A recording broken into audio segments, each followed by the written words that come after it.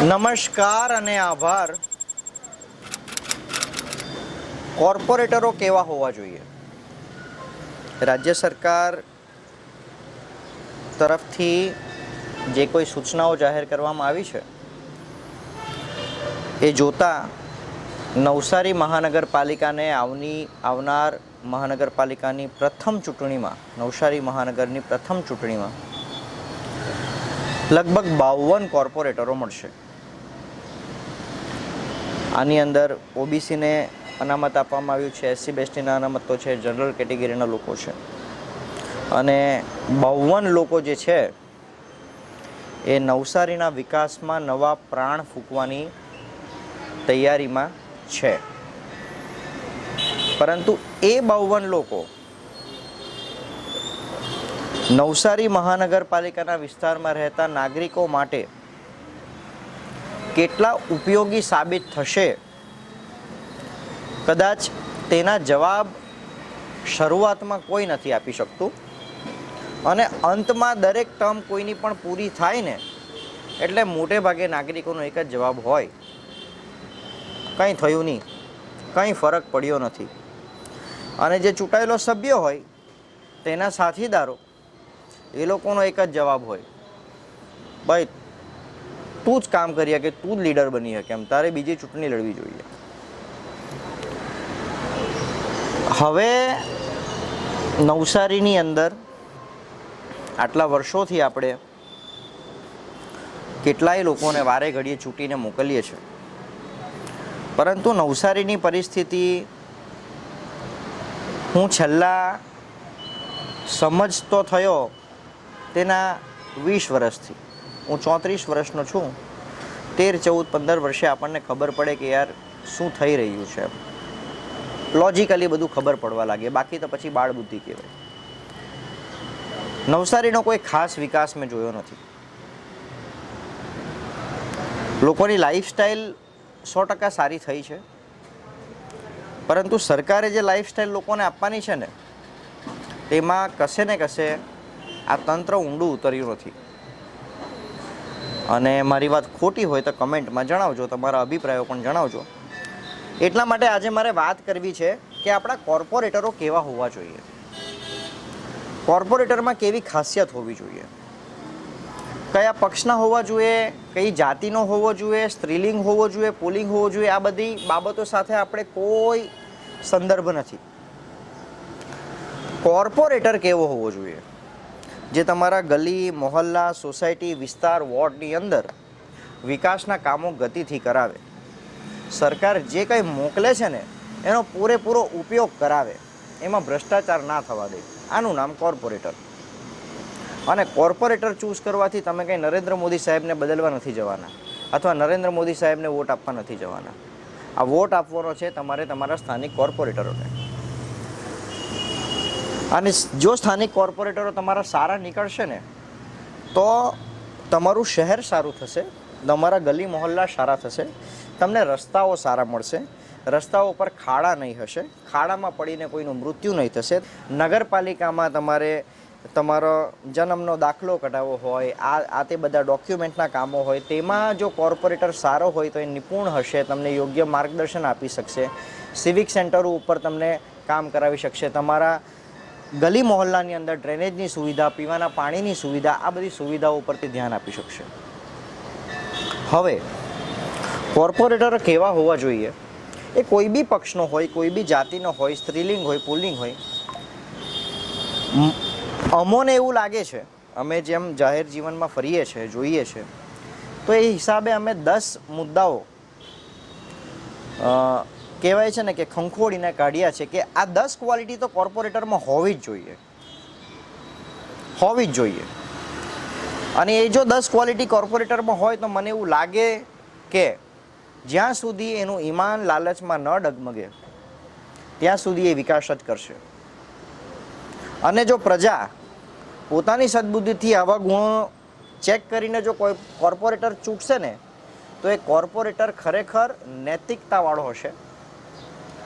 અને એ જો કદાચ ભૂલ કરવાનો થાય, એના મનમાં લાલચ પણ થાય ને તો એને ડર લાગશે કે મારી પ્રજાએ મને ચૂંટીને મોકલ્યો છે. તો કોર્પોરેટરોમાં એ 10 ગુણ કેવા હોવા જોઈએ? તો પહેલો ગુણ જે અમે વિચાર્યો છે કોર્પોરેટર માટે, ભાવિ કોર્પોરેટર માટે, નેતૃત્વ અને દ્રષ્ટિ. નેતૃત્વ અને દ્રષ્ટિ, લીડરશિપ અને વિઝન. નવસારીના વિકાસ માટે એને સ્પષ્ટ દ્રષ્ટિ હોવી જોઈએ કે નવસારીનો વિકાસ કઈ દિશામાં થશે, કેવી રીતે થશે. વિકાસ, નવસારીનો વિકાસ, નગરનો વિકાસ એટલે શું? સરકારી શાળાઓ પ્રોપર છે કે નહીં, રોડ રસ્તાઓ, પાણીની લાઈન, ગટરની લાઈન, બાગ બગીચાઓ, આ બધી વસ્તુથી ઇન્ફ્રાસ્ટ્રક્ચરને એક અલગ ગતિ મળે છે અને આ બધી દ્રષ્ટિ એ કોર્પોરેટરમાં હોવી જોઈએ. આ કોર્પોરેટર નાગરિક સુવિધા માટે હંમેશા અડંગ હોવો જોઈએ. હંમેશા નાગરિક સુવિધામાં કોઈ પણ દિવસે કોમ્પ્રોમાઇઝ ના કરવો જોઈએ. જે કોર્પોરેટર નાગરિક સુવિધા માટે તમે ફોન કરો કે ભાઈ મારા ત્યાં ગટર ઉભરાય છે અને 2 દિવસ સુધી એનો કોઈ નિકાલ નથી થતો, એનું સમજી લેવાનું કે એનું કંઈ આવતું નથી. એવા કોર્પોરેટરની આપણને જરૂર પણ નથી. બીજો, પ્રામાણિક અને પારદર્શી હોવો જોઈએ. પ્રામાણિક અને પારદર્શિતાનો અમારો વિચાર એવો છે કે કોર્પોરેશનની અંદર જે કોઈ કામો થાય છે ને એમાં જો તમારા વોર્ડના લાગતા વળગતા કામો હોય તે તમારા વોર્ડના અમુક સભ્યો સાથે બેસીને ડિસ્કસ કરે કે ભાઈ આપણા વોર્ડની અંદર કયા કામોની ખાસ જરૂરિયાત છે. એ પારદર્શિતા રાખીને એ રજૂઆત કરે. એ રજૂઆતમાંથી જે કંઈ નિષ્કર્ષ આવે તે પ્રામાણિકપણે નાગરિકો સુધી પહોંચાડે. એને કહેવાય પ્રામાણિક અને પારદર્શિતા. પછી એવું ના થાય કે ભાઈ તમારા વોર્ડની અંદર બ્લોક પેવરિંગ માટે 5 લાખ રૂપિયા ફળવાઈ ગયા છે પણ કોર્પોરેટરમાં નથી પ્રામાણિકતા, નથી દીર્ઘદ્રષ્ટિ કે 5 લાખ રૂપિયાનો ઉપયોગ યોગ્ય તમારા વોર્ડમાં કરે. તમારા વોર્ડમાં કઈ સુવિધાઓની જરૂર છે તેના માટે તે લડે. ત્રીજો એનો ગુણ હોવો જોઈએ જાહેર કલ્યાણ અને પ્રતિબદ્ધતા. પીવાના પાણીનો પુરવઠો લોકો સુધી પહોંચાડવો, યોગ્ય ગટર વ્યવસ્થા આપી, સારા રસ્તાઓ આપી અને આ તમામ બાબતોની જરૂર ક્યાં વધારે છે, ક્યાં સભળ છે, ક્યાં એને મેન્ટેન કરવાની જરૂર છે, આ ખાસ ગુણો એનામાં હોવા જરૂરી છે અને બંધારણના શેડ્યુલમાંની જોગવાઈ પણ છે. ચોથો એનામાં ગુણ હોવો જોઈએ અસરકારક એ માણસ હોવો જોઈએ. અસરકારક એટલે ઇન વોટ સેન્સ? અસરકારક એટલે એ કોર્પોરેટર પોતાના વોર્ડના નાગરિકોની ફરિયાદ ધ્યાનથી સાંભળતો હોવો જોઈએ. બીજી વસ્તુ, એની અંદર એક ગુણ એવો હોવો જોઈએ કે જો એના વિભાગમાંથી, એના વોર્ડમાંથી પસાર થાય છે અને એનો કચરો દેખાય છે તો તાત્કાલિક ધોરણે એની સફાઈ એણે કરાવવી જોઈએ. પછી એ નથી કે કોઈ ફરિયાદ મળે ત્યારે એ કામ કરે. એના વોર્ડની અંદર પીવાનું ચોખ્ખું પાણી નથી તો તેના માટે એણે પ્રતિબદ્ધતા દાખવવી જોઈએ. 5મા ગુણની આપણે વાત કરશું. આ બહુ ઇમ્પોર્ટન્ટ છે મારા હિસાબે. સમસ્યા હલ કરવાની ક્ષમતા તમારા કોર્પોરેટરમાં હોવી જોઈએ. તમે વિચારજો કે તમે જે વોર્ડમાં રહો છો, જે વિસ્તારમાં રહો છો, તે વિસ્તારની અંદર વર્ષોથી કઈ સમસ્યા છે જેનો કોઈ નિવારણ જ નથી આવતું. શું વર્ષોથી તમારા વિસ્તારની અંદર રોડ રસ્તા ખરાબ છે? શું વર્ષોથી તમને પીવાનું પાણી ચોખ્ખું નથી મળતું? શું વર્ષોથી તમારા વિસ્તારમાં ગટર ઉભરાય છે? આ બધી જો સમસ્યા હોય તો એ સમસ્યાને પહોંચી વળે તેવા કોર્પોરેટરને મત આપવાની જરૂર છે, એવા કોર્પોરેટરને ચૂંટવાની જરૂર છે. છઠ્ઠો અને મોસ્ટ ઇમ્પોર્ટન્ટ ગુણ, આ કોર્પોરેટરની અંદર સ્થાનિક શાસનનું જ્ઞાન હોવું જરૂરી છે. એનો મતલબ એ કે ભાઈ તમે કોઈ ઉમેદવારને ચૂંટીને કોર્પોરેશનમાં મૂકી દીધા, પછી તમારે ત્યાં તમારો વિસ્તાર કંઈક એવો છે કે ભાઈ તમારે ત્યાં ગામડું પણ લાગે છે, શહેર પણ લાગે છે, હાઈવે પણ લાગે છે અને આવી બધી કોઈ ભૌગોલિક પરિસ્થિતિ છે. તમારે ત્યાંથી કોઈ રોડ પાસ થવાનો છે કે ગટર યોજના પાસ થવાનું છે, તેમાં ગામનું હિત અહિત, લોકોનું હિત અહિત કંઈ ને કંઈ હોય અને તેની અંદર પંચાયતની બહાર રાજ્ય સરકારને ભલામણો કરવાની હોય, કેન્દ્ર સરકારને ભલામણો કરવાની હોય, કોર્ટમાં લડવાનું હોય, તો આ બધી બાબતોનું જ્ઞાન એ કોર્પોરેટરને હોવું જરૂરી છે. હવે કદાચ એવું થયું કે ભાઈ તમારા વિસ્તારની અંદર ગટરની લાઈન નથી, ડ્રેનેજ લાઈન નથી. આપણા નવસારીની અંદર અત્યારે જે કોઈ વોર્ડ મહાનગરપાલિકામાં જે કોઈ વિસ્તાર મહાનગરપાલિકામાં સમાવેશ થયો છે, ઘણી બધી જગ્યાએ ડ્રેનેજની સુવિધા નથી. હવે જો તમારા વિસ્તારમાં ડ્રેનેજની સુવિધા નથી, તમે 20-30 વર્ષથી રહો છો, તમે જે લોકોને મત આપ્યો છે એ લોકો હજુ ડ્રેનેજની સુવિધા ઊભી નથી કરાવી શક્યા, દેટ મીન્સ તે માણસ કદાચ તમારા કોર્પોરેટર તરીકે યોગ્ય નથી. કારણ કે એને નથી ખબર કે ડ્રેનેજની સુવિધા માટે મારે પંચાયત સિવાય કઈ જગ્યાએ માથું ઠોકવાનું છે, ક્યાં લડવાનું છે. એટલે એવો વ્યક્તિ હોવો જોઈએ જેને શાસન પદ્ધતિનું જ્ઞાન હોય. 7મો ગુણ એનામાં હોવો જોઈએ કે તે સમુદાયની સંડોવણી કરતો હોવો જોઈએ. એટલે કે તમારા વિભાગની અંદર, તમારા વોર્ડની અંદર જો કોઈ કામો કરવાના છે તો જાહેર સભાઓ તે યોજવા જોઈએ. ધારો કે એક વોર્ડ છે, 4 કોર્પોરેટર છે, તો એ ચારેય કોર્પોરેટરોએ જાહેર સભાઓ યોજવી જોઈએ મહિને, 3 મહિને, 6 મહિને, કે ભાઈ આપણા વોર્ડની અંદર કઈ કઈ પરિસ્થિતિ છે જેનાથી નાગરિકોને તકલીફો થાય છે અને તકલીફોમાંથી આપણે તેમને બહાર કાઢવાના છે. લોકોના વિચાર જાણવા જરૂરી છે, ખૂબ જાણવા જરૂરી છે. હવે પછીનો એક મુદ્દો છે 8મો, એ છે શિક્ષણ. શિક્ષણ એટલે હું એમ નથી કહેતો કે ડૉક્ટરેટ હોવો જોઈએ, ગ્રેજ્યુએટ હોવો જોઈએ, ના. ભણેલો થોડુંક ઓછું ડિગ્રીમાં હોય તો ચાલે, 12મું કોલેજ, પણ ગણેલો હોવો જોઈએ. સામાન્ય બુદ્ધિ ક્ષમતા એ વ્યક્તિ અપનાવી પોતાના કામો કરાવી શકે તેટલો તર્ક બુદ્ધિવાળો હોવો જોઈએ. અને આ બાબતમાં તો હું એમ કહીશ કે કદાચ તમે કોઈ નેતૃત્વ હેઠળ ચાલતા હોવ, કોઈનું નેતૃત્વ તમને પસંદ છે, પાર્ટીની વિચારધારા પસંદ છે, 100% તમારે એ પાર્ટીને સમર્થન આપવું જ જોઈએ, કારણ કે પબ્લિકથી જ પાર્ટી બને છે. પરંતુ જ્યારે વાત આવે કોર્પોરેશનની, ત્યારે ભલે તમે પાર્ટીને સપોર્ટ કરો, પણ પાર્ટીને તમે અનુરોધ કરો કે તમને શિક્ષિત કોર્પોરેટરો આપે. કોર્પોરેટરો તમે ચૂંટવાના છે. પાર્ટી કોઈ પણ વ્યક્તિને મૂકી દઈ અને પછી તમે એમ કહે કે આને અમે ઘોડે ચડાવશું, પણ એ જો કામ જ ના કરી શકે તો મતલબ શું છે? એના કરતાં તમારે પાર્ટીને અનુરોધ કરવાનું છે કે સાહેબ અમારે પાર્ટી સાથે જ રહેવું છે, પણ અમને પાર્ટીની અંદર પણ આવો કોઈ શિક્ષિત ઉમેદવાર આપો. શિક્ષણ હશે ને તો બુદ્ધિ કૌશલ્ય વધશે, એટલીસ્ટ વાત કરવાની ક્ષમતા આવશે, રજૂઆત કરવાની ક્ષમતા આવશે.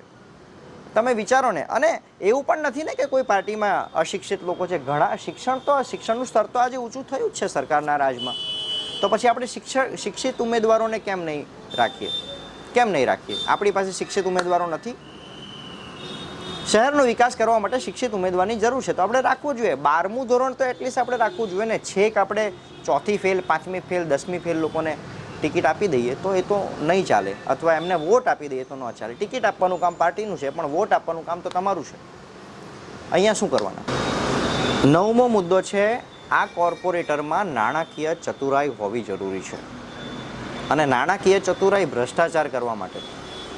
પરંતુ કોર્પોરેશનમાં જ્યારે સરકારની વિવિધ ગ્રાન્ટો આવે છે, બજેટ આવે છે, ત્યારે એ બજેટનો ઉપયોગ પોતાના વોર્ડમાં કઈ રીતના કરી શકે, પોતાના વોર્ડમાં કયા કામ કરી શકે, કયા કામોની માંગણી તે બજેટમાં કરી શકે, કયા કામોની માંગણી તે સમગ્ર સભામાં કરી શકે, આ ચતુરાઈ હોવી જોઈએ.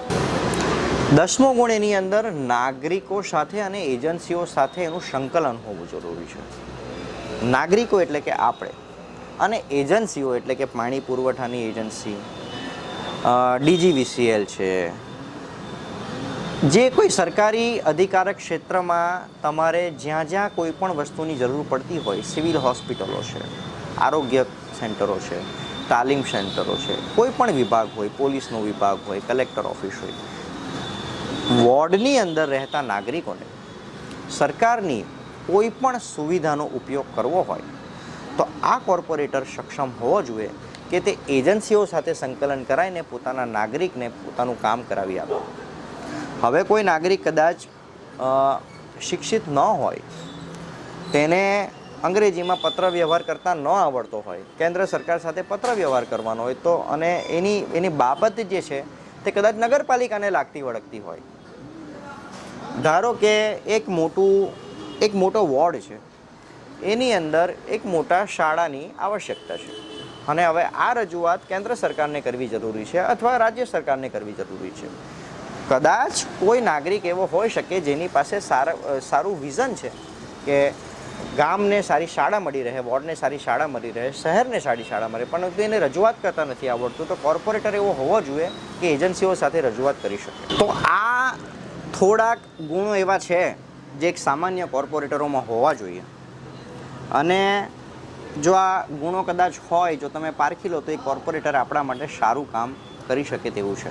લગભગ 6-7 મહિનામાં નવસારી મહાનગરપાલિકાની ચૂંટણીઓ કદાચ જાહેર પણ થઈ જશે, કદાચ થઈ પણ જાય, કહેવાય નહીં. પરંતુ હવે આવનાર ચૂંટણીમાં આપ કોને જોવા માંગો છો કોર્પોરેટર તરીકે? આપના હિસાબે કોર્પોરેટર કેવો હોવો જોઈએ તેના અભિપ્રાય જણાવજો. અને એક્ટિવ પોલિટિક્સની અંદર યુવાનોનું મહત્ત્વ વધારે છે. યુવાનોએ પોલિટિક્સની અંદર જંપ લાવવું ખૂબ જરૂરી છે. યુવાનો જો પોલિટિક્સની અંદર જંપ લાવશે ને તો આ દેશને સાચી દિશા મળશે જ.